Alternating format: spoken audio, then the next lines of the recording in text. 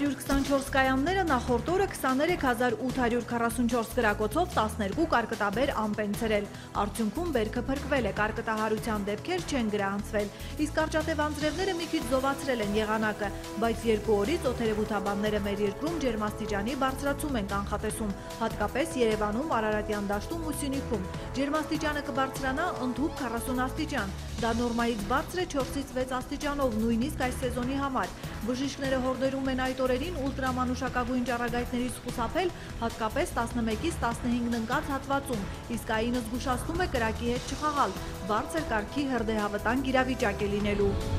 Կոմբայնը կմտնի, կծեցինք, կանենք ընդեղ արդեն զննա պրոցեսները կեշտա։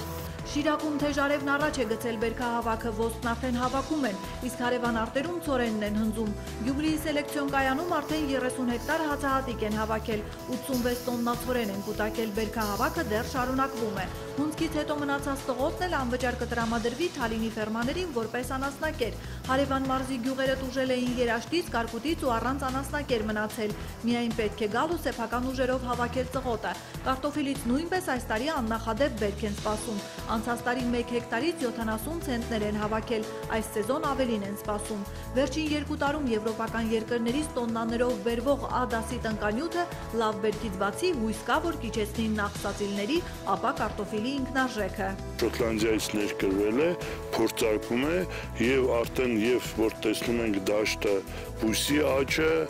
արդեն կա նախադրյալ բավականին լավ, որ ստացվելու է բավականին լավ բերք։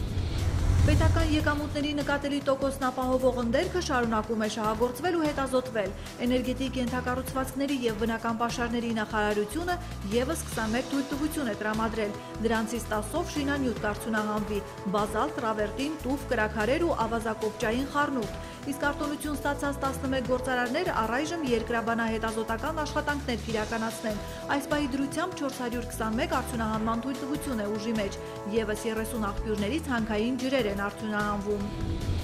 Այո, Հիպոկրատի ժամանակով շոշափելով, լսելով կամ ծաղկացնելով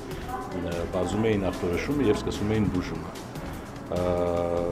Մենք 21-րդ դարում ենք և մեզ պետք է հստակ իմանալ ինչից ենք մենք բուժում։ Ամբողջ առողջապահական համակարգի համար է կարևոր Երևանում բացված պաթոլոգիկ ախտորոշման կենտրոնը կոտրում է կարծրատիպը։ Պաթոլոգիան ոչ թե հանգուցյալին ուսումնասիրող, այլ ողջ մարդու առողջությունը գնահատող գիտությունն է։ Մասնագետները խոստովանել են, լաբորատորիայի ապահոված միկրոսկոպիկ դիագնոստիկան բժշկին մեծ օգնություն է հիվանդությունը ճիշտ ախտորոշելու և բուժման տակտիկան ընտրելու հարցում։ Ինստոժենը ներմուծել է եվրոպական փորձը և ապահովում է հնարավորինս ճշգրիտ ախտորոշում։ Այստեղ միանգամից 2 բժշկի ստորագրությամբ են տրվում մասնագիտական եզրակացությունները, 2 ամսում 800 հիվանդություն են ախտորոշել։ Մեզ դիմում են, երբ որ արդեն արվել է որևէ միջամտություն վիրահատական, հեռացվել է որևէ գոյացություն և պետք է գնահատել բարորակ թե չարորակ։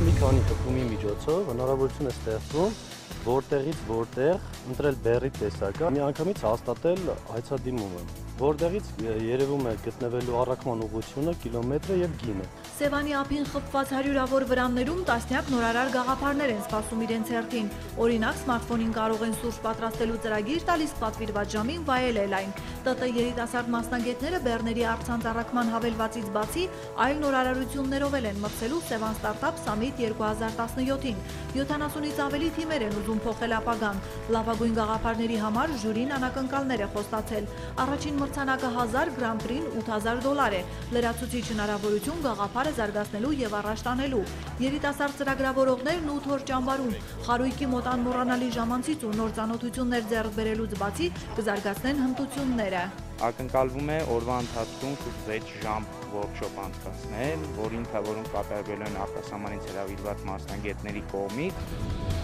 Քանի որ գնալով և մասնագետների թիմի ավելանում և նաև այցելուների հարկադրված մենք որոշեցինք, որ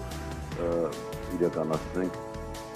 քաղաքում, այսինքն Ախտալա քաղաքում։ Փառատոնաշատ ամառը շարունակվում է խորովածի թեմայով, արդեն 9-րդ անգամ այն կմեկնարկի Ախտալայում օգոստոսի 20-ին։ Փառատոնը մեծացրել է մասշտաբները, 30-ից ավելի տաղավարներ կմրցեն, փորձելով զարմացնել հազարավոր այցելուների ու ժյուրիի քիմքը։ Հայկական ավանդական խորովածի փառատոնը հավակնում է դառնալ միջազգային։ Օտարահունչ բարբեկյուի սիրահարները նույնպես կգան մեր երկիր։ Այդ օրերին զբոսաշրջիկների հոսք է սպասվում։ Տուրօպերատորները փառատոնն ընդգրկել են զբոսաշրջային փաթեթներում։ Խոհարարներ ու հյուրեր են սպասվում Ավստրիայից, Լիտվայից, Ռուսաստանից, Վրաստանից։ Պատրաստվում է